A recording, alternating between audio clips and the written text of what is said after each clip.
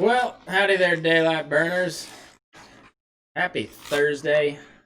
Sorry, I'm getting my papers organized here. I'm doing this up right time. I got notes and everything. Doing a little historical piece for you today. Got a lot of shit that I wanted to talk about, and also that I just really didn't want to talk about because it seems like it's been either boring or it's been overplayed or both. And I just figured I'd tell you a little lesser known story from the Old West that I found just entertaining as hell. Fascinating. So that's what I got for you today. I hope your week's going well. I hope you're not getting burned up. God, it's been hot, but we got a little rain here today, about a quarter inch of a rain. It's amazing how much that'll change your mood. But I sure enjoy it and thankful for it. So, before we get into the show, I got to tell you about my sponsors because they help keep this whole thing together. All the lights, the cameras, fancy new microphone, all that good stuff. These folks help me put it together. So first and foremost, we got Stetson Ranches up there in Fromberg, Montana. I know a lot of you folks are like me, where you're getting by through life, might be doing pretty well, maybe not doing so hot, but either way, you're trying to get ahead, trying to do your own thing, and try to build something for your kids and their kids to build on in the future and maintain and sustain. And let me tell you, Stetson Ranches, that is their whole deal. They're third generation ranching family trying to extend many generations into the future and have an operation that is sustainable, not from a hippy dippy bullshit standpoint, but from actual sustainability, maintaining a family tradition and supporting families throughout years and generations to come.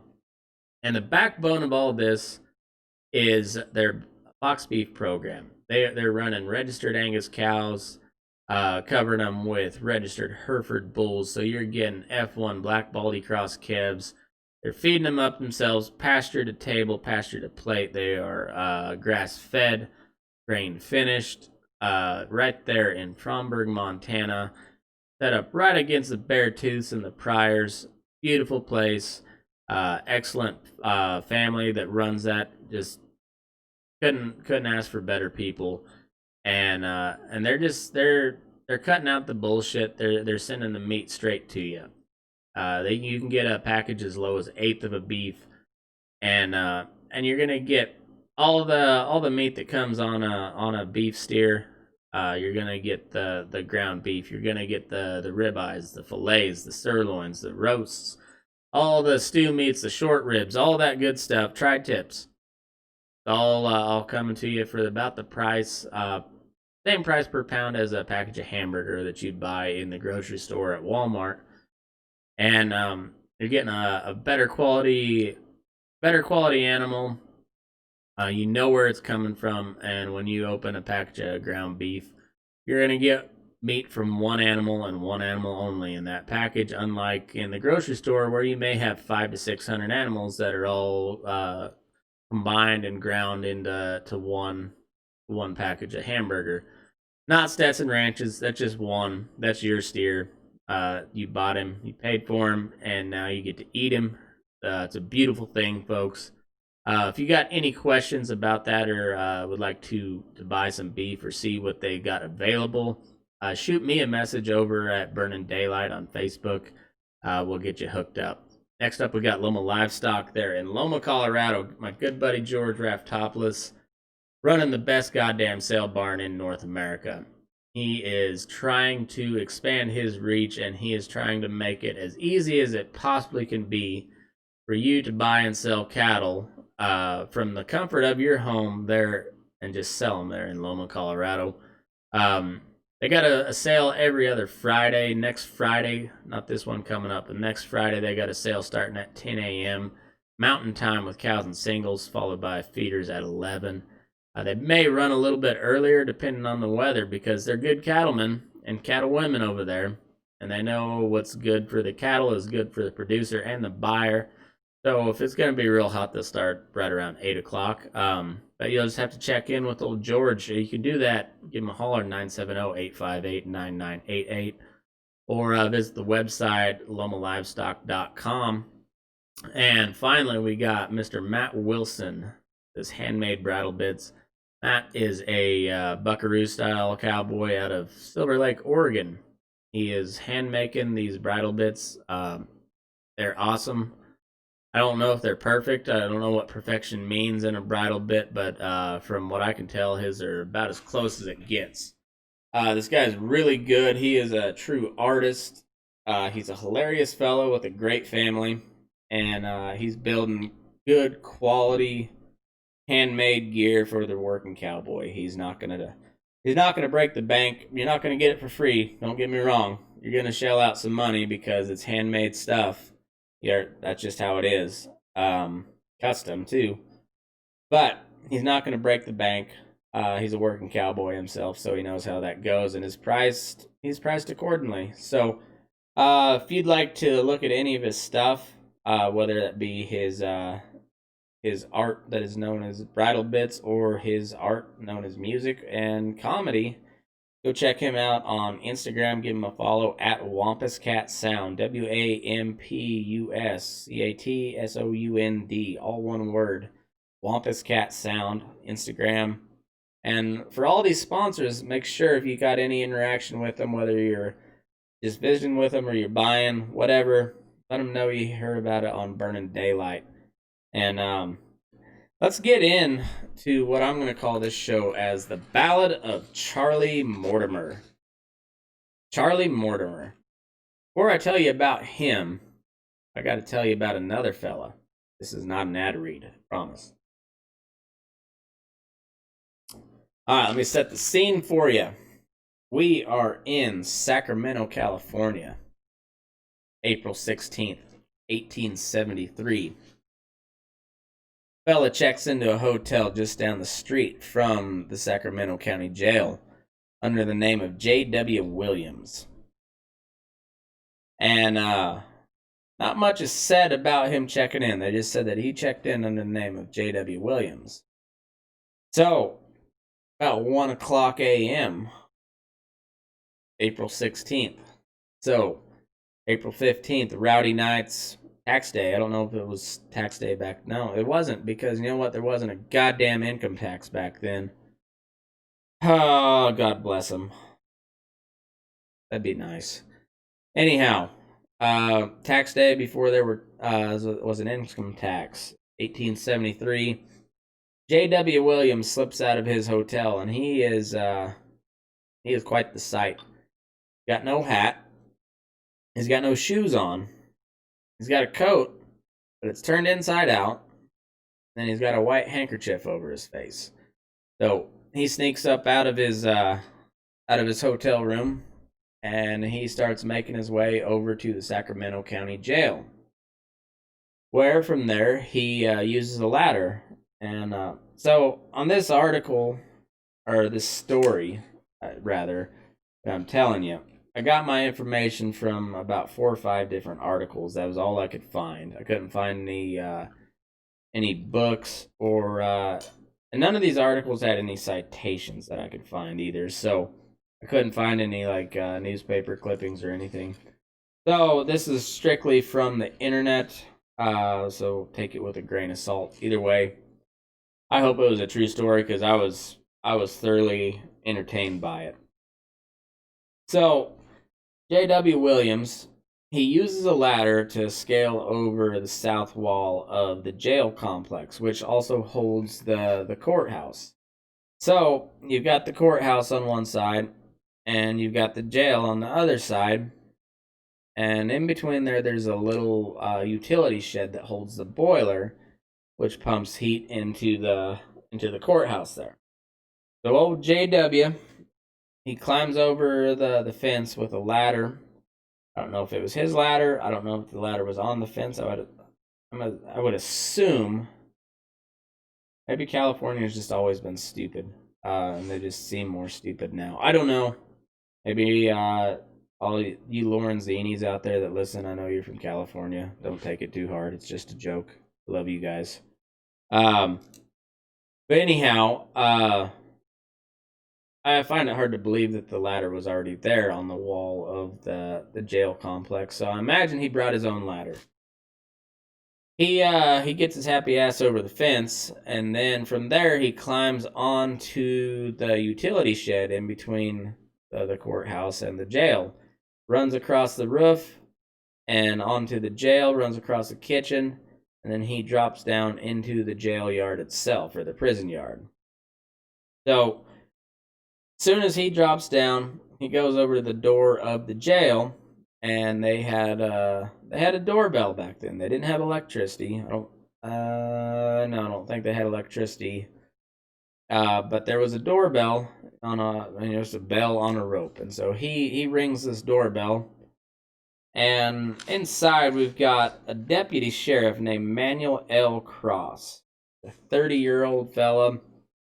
Not real well regarded by his boss. His boss at the time is Sheriff Mike Bright. And it says in this article from the records, I don't know which records they are, but anyway, it says that the sheriff would have rather had taken this watch himself, but they had been expecting some violence for about a week. And so they'd been alternating who had the night shift, but they had him on 24-hour guard, whoever was in this jail. So, old Deputy Sheriff Cross, he comes stumbling out. Who's out there? He's looking around. I'm sure he's got his little lantern. Looking around. He walks out to the end of this sidewalk, looks back behind him, and up against the south wall of the jail there, he can see the outline of this fella with a white handkerchief over his face, and he just happens to see that this fella has a pistol pointed at him. So, Deputy Sheriff Cross, he wheels around, pulls his gun, and he skins that smoke wagon. Skins it real good. Shoots this fella through the chest and the face. Shoots him in the fucking mouth. I'm guessing this was a 45 long Colt. Might have been a 38 Colt. I don't know. Probably 45 long Colt. Right to the fucking teeth. So, but the first shot hits him in the chest, right side of his chest, throws off his aim. Old JW, he squeezes off 2 rounds, but because he got hit in the chest first, throws off his aim, doesn't hit the deputy at all. So Deputy, he goes to shoot a third shot. His gun misfires. It was probably a high point. And so shooting's all done. JW, he's bleeding out his mouth, spitting out chunks of teeth. Probably got chunks of teeth shoved through the back of his neck. I don't know. Didn't really say how close a proximity this shot was, but it was close enough for the bullet that hit him in the chest went straight through. Not so much. Apparently, bullet hits your teeth. It does a little extra damage per se. I think that's what they call a melee kill. Anyway, so old JW, he stumbles up the steps into the jailhouse, runs headfirst into a brick wall because, well, he's bleeding from his fucking mouth. He doesn't know what's going on. Runs into the wall, heads down the hallway towards the jail cells, and Sheriff Cross is in hot pursuit. And he just collapses in front of this jail cell of a fella named Charlie Mortimer, who was scheduled to hang the next day. Well, this fella, his 2 gunshot wounds proved to be fatal, and he bleeds out on the floor there in front of the jail cell of a Charles J. Mortimer, also known as Charles J. Flynn, and the fella J.W. Williams, or at least that was the name he put on the hotel registry, was actually named William J. Flynn. And just turns out that old J.W. was there to break his older brother Charlie out of the pokey. But what is not for sure is how much old JW knew about his older brother's life. So we'll tell you a little bit about these two. After old JW bleeds to death in front of his older brother, they search him, of course. They find out where he was staying, all that good stuff. And they find out that his name is William J. Flynn, Flinn. He was from Massachusetts somewhere. And he was a Civil War vet, had served honorably with the 38th Massachusetts. And I'm not sure what their, it was infantry or artillery or what, but it was a militia unit summoned by the state of Massachusetts, 38th, I'm guessing regiment, and he had been wounded in the ankle, which made his exploits earlier, climbing the fence, scaling the wall of the shed, and all that good stuff. That made it a little more impressive because he was in Civil War, got shot in the ankle. Now the Civil War was 1861 to 1865. They are just really starting to figure out rifles at this point. The rounds that they are shooting at you are moving extremely slow. The medical knowledge is almost non-existent. And I don't know the exact stat right off the top of my head, but I do know there were more people, more soldiers that died in the Civil War from lack of proper medical care than they did the actual gunshot wounds themselves. So you were far more likely to die from gangrene a couple months later from getting shot in the leg than you were actually to get shot and die. So put that in perspective. This fella gets shot in the ankle, which I can't speak from experience. I've never broke my ankle. I don't think. Messed it up pretty good. Had a horse fall on both sides of me, so my ankles are pretty well fucked. But I do know there's a lot of little bones, and you got one of them 50 caliber, basically just ball coming out of a very crude rifled barrel. Some of them are probably still smooth bore muskets. So I don't know what he got shot with, but it hit him in the ankle. He survived it, didn't get gangrene, didn't get amputated, and was still somehow spry and limber enough that, in what year was it? 1873. So a full 8 years after he was probably discharged from the army, he's in good enough shape to do all these exploits. Climb the fence, get up on the utility shed, all that happy horse shit. And it said that the siege that was a battle called Port Arthur. I'm not for sure where that was at, but it was basically a siege, the coastal city, and this is where he got wounded in the ankle.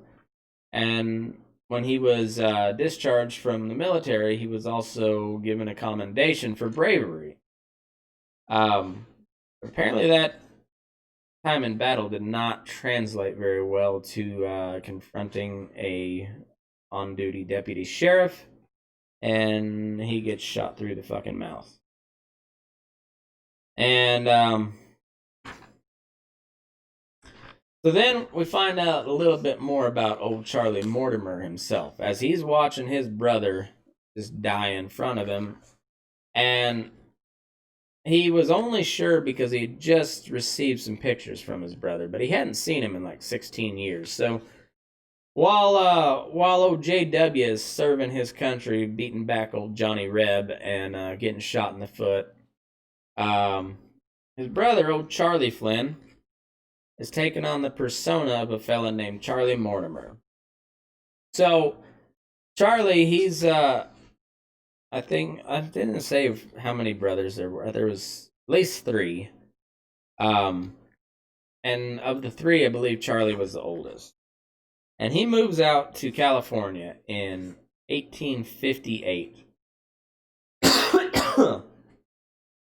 And from what I can tell, he was a pretty solid, upstanding fella.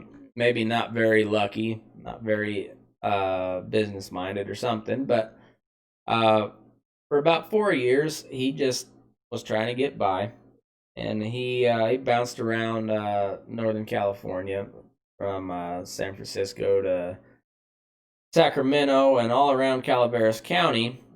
So I guess that, yeah, like central northish California. And he took on a whole bunch of different odd jobs. He was a teamster, he was a farmer, he was a miner, um, he was a tailor even, and a carpenter. But apparently in 1862 he'd had enough. I don't know whether the stress of life had got to him, or if he'd just been plotting for all these years and finally figured this was enough, or what. But he decides he's gonna make some money easy way, and he gets arrested in 1862, and kind of a hard luck story, or may if you got your tinfoil hat handy, there might be a little conspiracy here. Something doesn't sound real right. So this is 1862. Didn't say what date it is, but 1862. Late at night, early morning hours. We know that because he was stalking a barkeep, a surly bartender. He was stalking him, had watched him close up, take the till home with him, and he jumps this guy's trying to steal the bar take from him for the night, which ended up being $980, and that was in 1862 terms. So I don't know what the exchange rate is, but that's significantly higher than what $980 would get you today. Anyway, a lot of money, and it just so happens there's a detective named Ben Bowen, Bohen. I'm guessing it's pronounced Bowen. But anyway, he's hiding underneath this awning, get out of the rain. Apparently, he's on duty, but he's a detective. So I don't know. I'm not sure how cops' schedules work. I know beat cops come in shifts. I don't know exactly how a detective, especially back in 1862, I don't know. But he was out and about trying to get out of the rain because it's San Francisco. It rains all the fucking time. And he hears the scuffle, breaks it up, arrests old Charlie Flynn, who gives himself up as Charles Mortimer. And for that, he was sentenced to 1 year in San Quentin. So he serves that out, gets out in 1863. By the fall of 1864, he's back in San Francisco. And on September 2nd, 1864, he decides he's going to try this whole crime deal again. And so he stakes out a fella named Charles L. Wiggins, who is a mayoral clerk. So I don't know if that means he is the city clerk or if he's just a clerk, like an assistant for the mayor, but it also said that he was an aspiring state assemblyman, which means that he was probably elected there at the local level. And San Francisco being the biggest city in California at the time, I believe, if you had any sway in San Francisco, you had a lot of sway in California as a whole.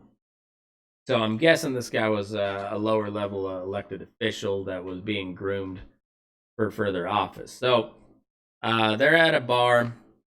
Old Charlie stakes him out, follows him home, and then he waits for old Charlie Charles Wiggins. We got a Charlie on Charlie crime going here. So Charlie Wiggins, he goes inside, and Charlie Flynn, also known as Charlie Mortimer or Morty, he waits outside for about half hour or so, and then he goes up and rings the doorbell. And there's a maid or a servant gal or somebody that says a young woman answers the door. It says, I need to speak with Mr. Wiggins right away. It's very urgent. So she points out where his quarters are. He goes up, grabs him, knocks him out with chloroform, and then he proceeds to raid his room there. Makes off with about $1,500 in cash and jewelry, and he's getting it all bundled up, heads downstairs, and as he's leaving, the servant gal says, how was Mr. Wiggins today?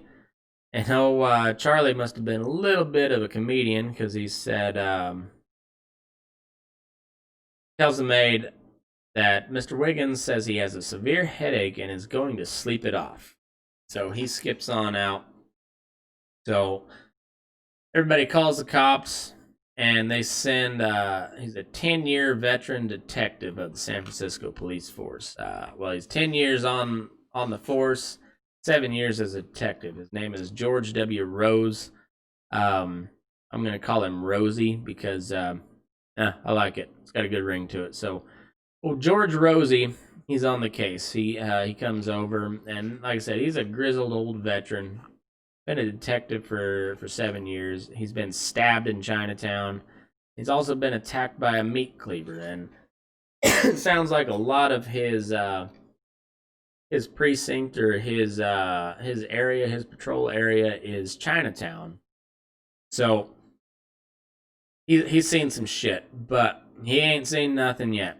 So he's on the case, and just kind of by blind luck, he picks up this naval deserter, a fella named George Sibley, who is an ex-con, doesn't say from where, but he was serving on the USS Saranac, which is it's a naval ship, obviously. So I don't know if he got convicted of a crime and part of his punishment, or to alleviate his punishment was to serve in the Navy or what. But anyhow, he was serving on this naval ship, USS Saranac, and he went AWOL, deserted.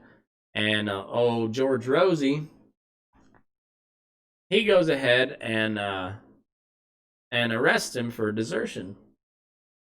Well, come to find out, when he had skipped from his boat and went out on his own, he was up by Belmont, California, which is about 25 miles or so outside of San Francisco, and he fell in with a fella named Charlie Mortimer. So old Rosie, he's on the case now. He's really got a hot lead, so he gets his happy ass down to Belmont, California. Confronts Charlie at a bar or something like that, and Charlie confesses, says, "Yep, I did it. Stole it. And you know what? I buried all that money and the jewelry. Really, really good shit, but I knew you guys were going to be after me, so I buried it. But hey, I'll take you to it." And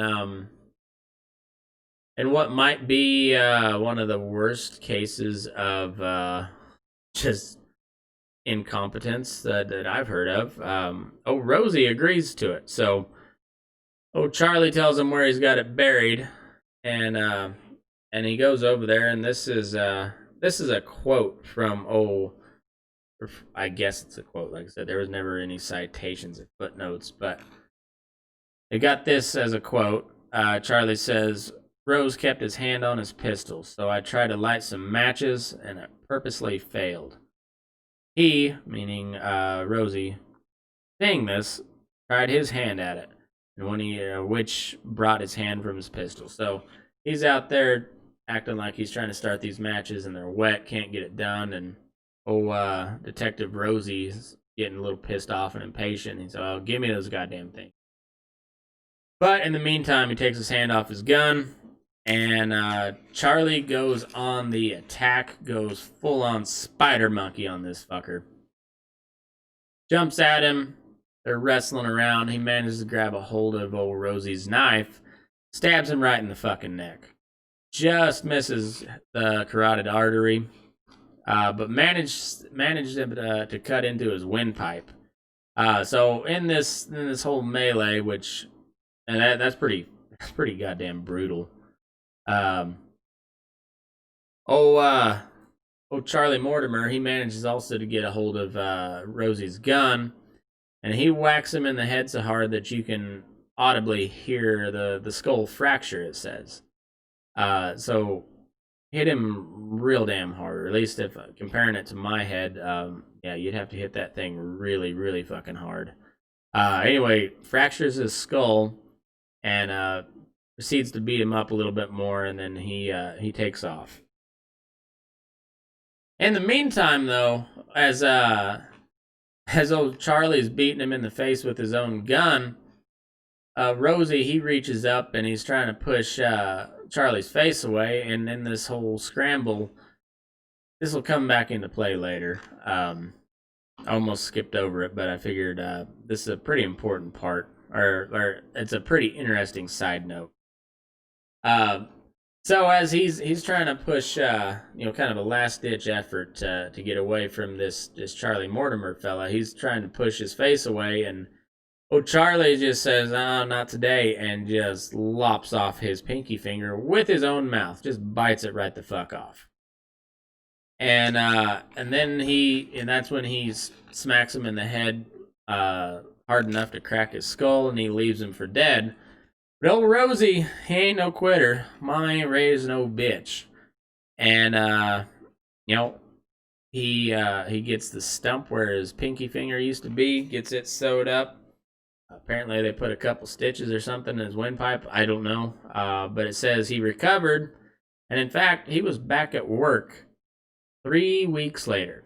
3 weeks after almost getting your throat cut and your pinky finger bit off. But you know what? You say, fuck it. I got a job to do. I got people to protect, and I got a paycheck to collect, so I'm going back to work. And old Rosie, he heads back to work. So now Charlie, he's really done it. So the chief of police there in San Francisco, now they've got a $200 bounty from the chief, Martin J. Burke, and so old Charlie decides, well, maybe I would say lay low, but he didn't really lay low, but he did get the fuck out of Dodge, and he headed up towards Napa Valley, and he just happens to run in with another kind of outlaw gang. I don't know what they call themselves officially, but just because I can and I want to, I'm gonna call them Morty's Boys. So he runs into these fellas and he kind of falls in with them. And there's a fella named John Blackjack Bowen, Bowen, and then another fella they just call Shanks. And then an escaped convict named William Richardson. And he actually had just escaped from the Oregon State Penitentiary there in Salem. And so these three, they're falling thick as thieves because they are a bunch of thieves. And they start robbing a bunch of homesteads and settlers and stores and travelers.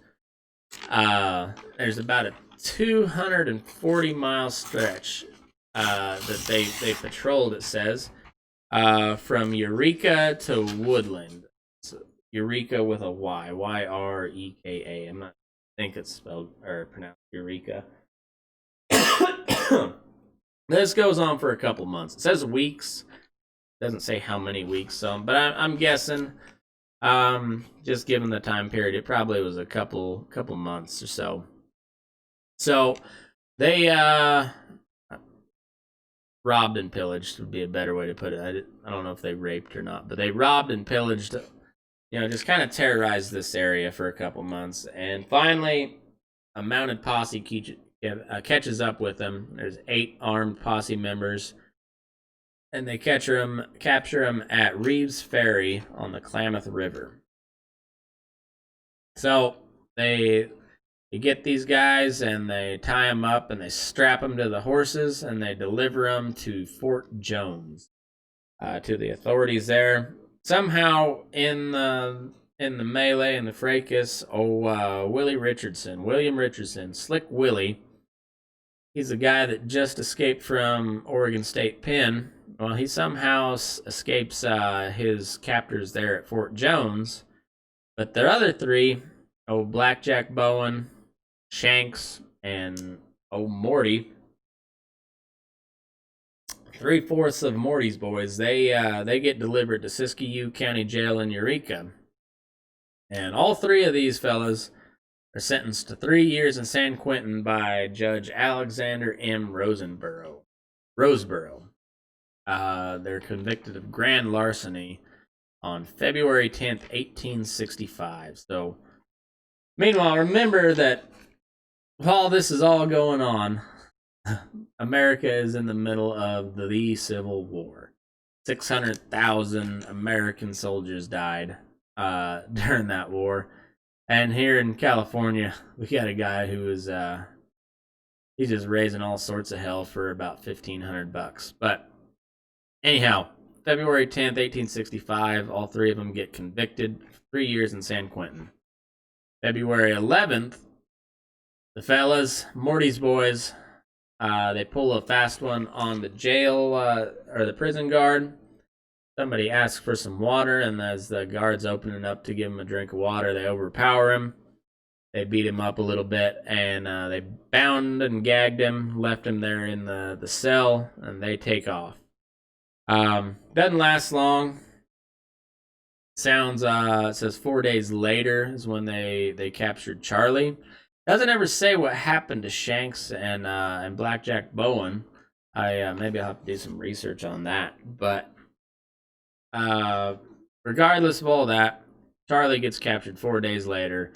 Damn near gets killed. He gets shot in the neck, and that bullet just missed his jugular. But he gets gathered back up, gets delivered to the judge. Judge Andrew D. Cooks. No, hold on. Judge Roseborough sentences him to another 4 years. So 7 years total he sentenced him to. Which is funny to me because he gave him 3 years initially for robbing a bunch of innocent people. They were really, really not happy with him about that, but they were really, really pissed that he escaped and made him chase him around for 4 days. That part really set him over the edge. So they gave him double his sentence plus 1 year. So they tacked on another 4 years because he escaped. And so anyhow, judge tacks that onto his sentence, and then he asks Sheriff Andrew D. Cooks to escort him to San Quentin. San Quentin, they said, is about 10 miles from San Francisco Bay. They take a boat up there, and the last leg of the journey, they stop in San Francisco because when they pulled into the dock there, daylight was gone. Even though it was only 10 miles, they said, well, we'll just do it in the morning. So, Sheriff, knowing that this Charlie Mortimer fella is really not a good dude, he decides to play it safe, and he takes him into San Francisco City Jail to stay in the drunk tank the rest of the night, and that way they can deliver him in the morning. So, he dumps him off there, and wouldn't you know, Charlie Mortimer runs into an old friend of his, old Detective Rosie, Nine-Fingered George himself, recognizes him, and he said, hey, he had a different alias at the time, George something or other, and George Sibley, maybe. No, that was one of his accomplishments, but he was under the name of George something or other, but Rosie said, fuck that, I know who this guy is. That's Charlie Mortimer. And he pulls his gun on him. Doesn't get him shot. His fellow officers overpower him. And I guess cooler heads prevail and whatnot. And the next morning, Charlie Mortimer and Sheriff Cooks are on their way to San Quentin. He gets delivered with no further incident. And One of the weird stories about this thing, well, I'll kind of tease it out there. We'll come back to it later, but Rosie never pressed charges on Charles Mortimer. Well, Charlie Mortimer got charged with a whole bunch of other things, but he never got charged for biting off the detective's finger or fighting back against him in the jail. Just a little teaser out there. We'll get back to that here in a minute. So anyway, the boat docks in San Francisco. Sheriff takes him aboard, getting a little fracas there in the jail with his old pal Rosie. Nothing else happens. He damn near gets shot, but they keep him from getting shot. He gets delivered to San Quentin, and he serves out 7 years. So, September 20th, 1872. Sacramento Police Department Detective George Wentworth, should have been named J.G. John George Wentworth. J.G. Wentworth. 1872. Anyway, he gets called to a saloon on Water Street. It's a popular saloon, it said, and the madam, proprietress, the lady pimp, her name is Mary Gibson, an older gal. They find her laying dead in a pool of her own blood, and her throat's been cut. But apparently she put up quite a little bit of a fight. Like, her face was all bruised up and scratched and whatnot. She got her throat cut all the way open. She's laying there in her own blood, but you know what she's got in her hand? Chunk of reddish brown beard hair. And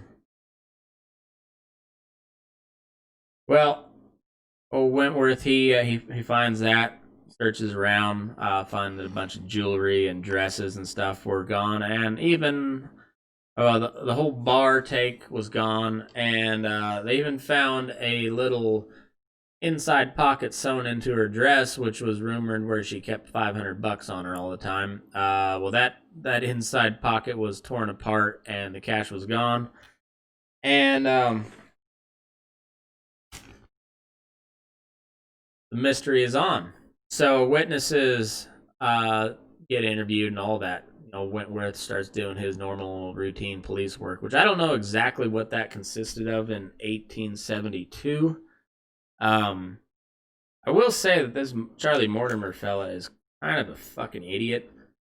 He wouldn't have stuck around the same area all the time. He probably could have done pretty well. Like, that was part of one of the reasons that the James Younger gang was so successful is because they robbed places everywhere. All your good bank robbers and train robbers, the ones that were at it for quite a while, they didn't stick to one place. Hell, even Bonnie and Clyde, they branched out. But not old Charlie Mortimer.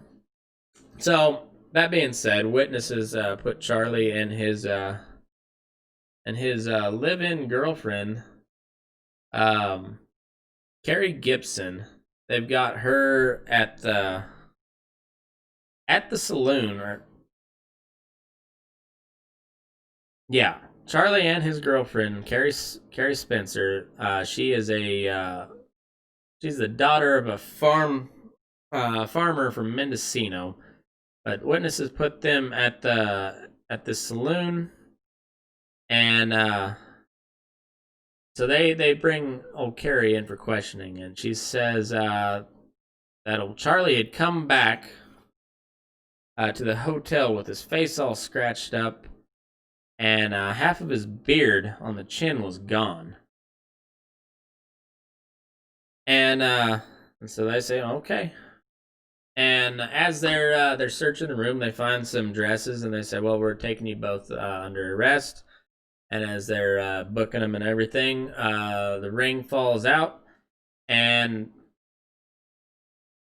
Carrie knows the gig is up, and she turns state's evidence. And March 13th, so when did we say that? September 20th is when the crime was committed.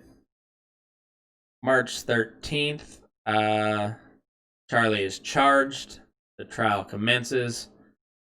Carrie testifies as state witness, or state's evidence, that Charlie confessed that he croaked the old woman. And after a 3-day trial and a 35-minute deliberation, Charlie Mortimer, now known as Charles Flynn, is sentenced to be hung for the murder of Mary Gibson. And he'll be sentenced to hang by his neck till he's dead.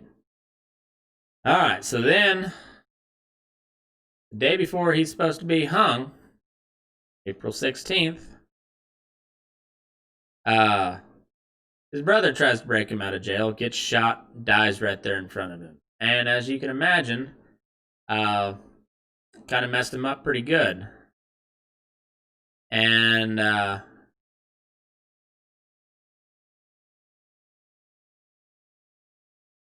there's also speculation. I was just reading through some of that, and who knows what was going through the guy's mind. But regardless of all that, he decides, I got nothing else to lose, so let's go with it. And he goes to the press, and he tells this fantastic story about his good friend, old George Rose, Detective Rosie. And he tells this story about how he was connected with him and how Rosie was a crook and a coward. And he was going to go up there and take the money that George had stole. He'd stole it fair and square. Or not George, Charlie had stole it fair and square, but George was going to take it from him, and then he was going to he was going to pin this robbery at a pawn shop on Charlie.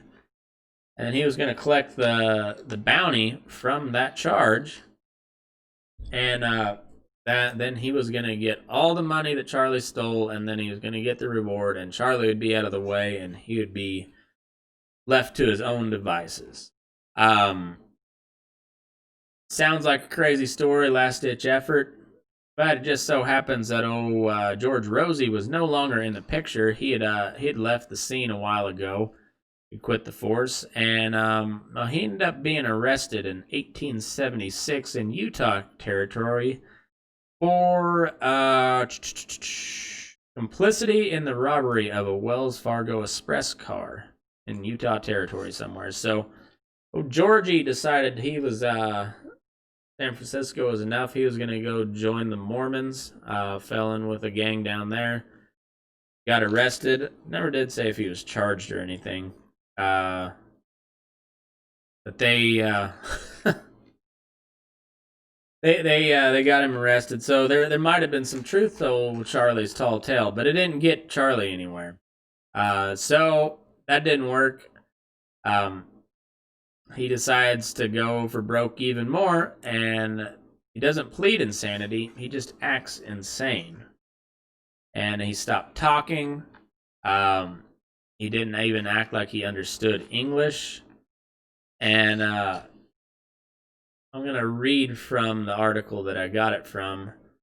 And it's pretty good. So it says, for his next act, Mortimer tried feigning insanity. He stopped speaking, gave no indication he understood spoken English, and on one occasion lashed out at Cross. So Cross is the sheriff.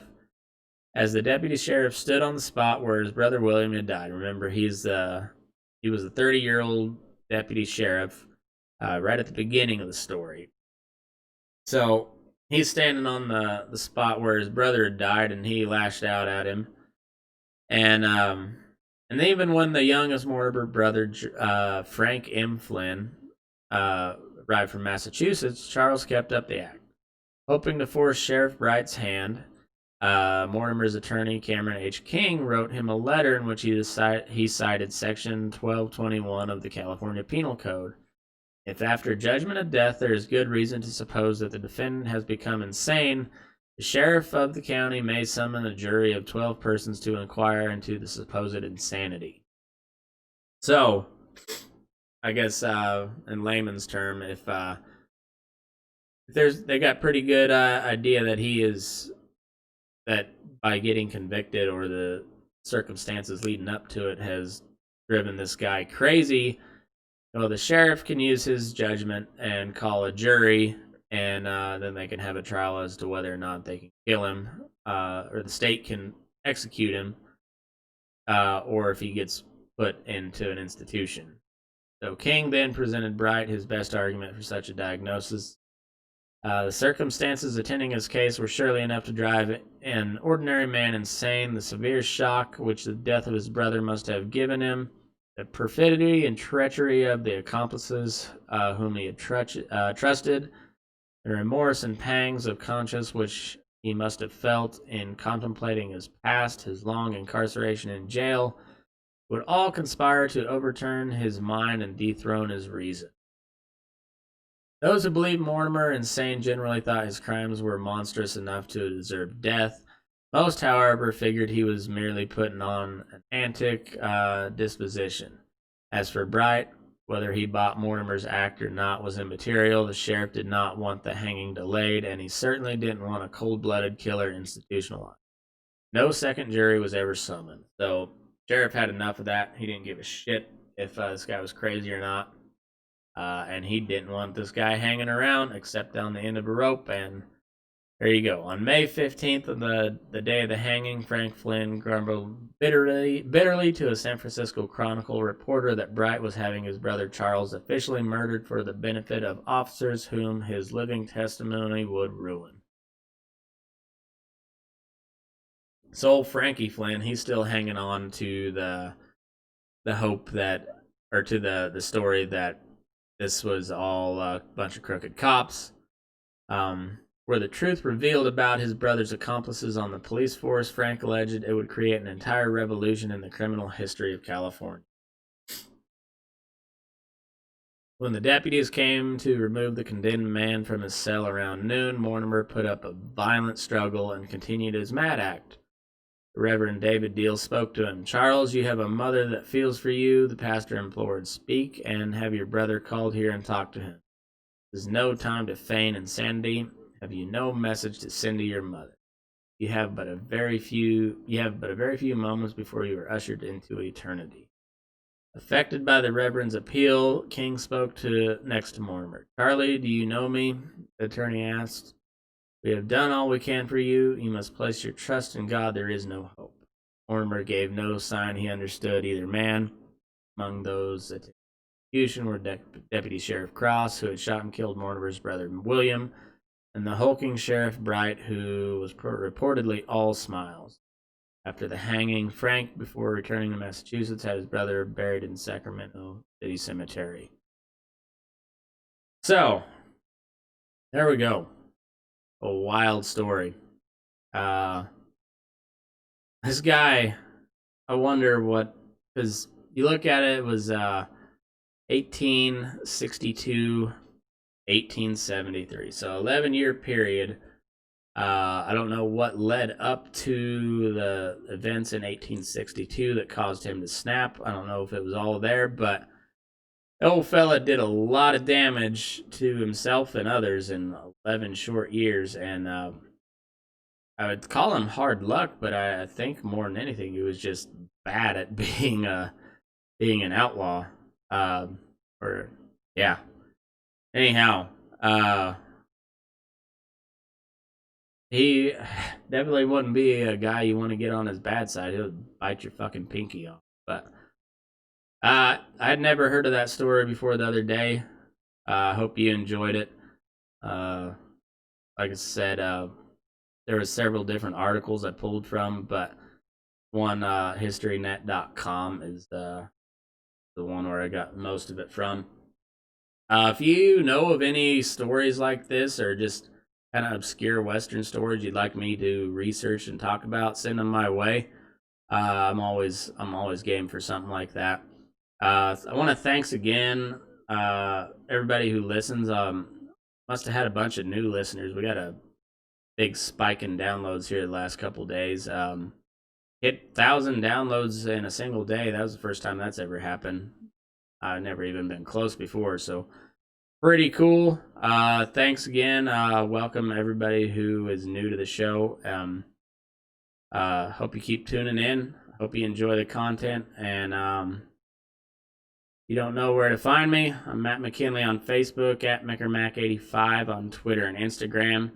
The podcast page is Burning Daylight on Facebook and YouTube. At Move Your Ass on all the rest of them, Twitter, Instagram, Snapchat. I forget what the TikTok one is, but anyhow, search Burning Daylight, you'll find me. And also check out the website, burning-daylight.com. Next week, we will have some new merch up on the website with the Doucheboro shirts are done. We'll have some other stuff available as well, but keep your eyes peeled for that. And also, we got the Ladies Bull session tomorrow or today, Thursday. Fucking with the hens. So stay tuned. Thanks again, everybody, for tuning in. Appreciate y'all. And move your ass. We're burning daylight.